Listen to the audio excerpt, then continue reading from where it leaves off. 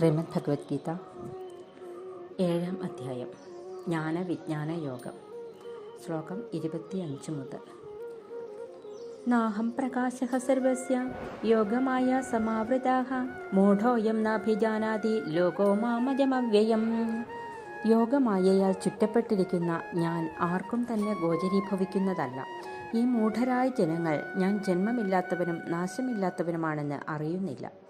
വേദാഹം സമതീതാനി വർത്തമാനാനി ചാർജുന ഭവിഷ്യാണി ച ഭൂതാനി മാം തു വേദ ന കശ്ചന.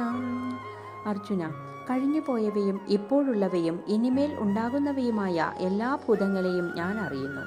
എന്നെ ആവട്ടെ ആരും അറിയുന്നില്ല.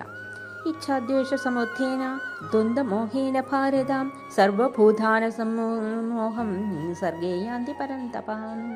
അർജുന, ജനനത്തിൽ തന്നെ രാഗദ്വേഷാദികളിൽ നിന്നുണ്ടാകുന്ന ദ്വന്ദ്വമോഹങ്ങളാൽ സർവഭൂതങ്ങളും മൂഢതയെ പ്രാപിക്കുന്നു.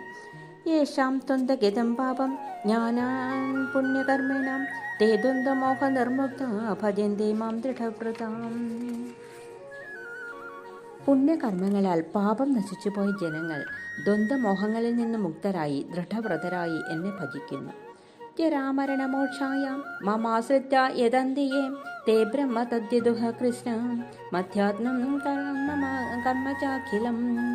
എന്നെ ആശ്രയിച്ച് ജരാമരണങ്ങളിൽ നിന്ന് മുക്തരാകുവാൻ പ്രയത്നിക്കുന്നവർ ആ ബ്രഹ്മത്തെയും എല്ലാ ആത്മതത്വങ്ങളെയും എല്ലാ കർമ്മങ്ങളെയും അറിയുന്നു.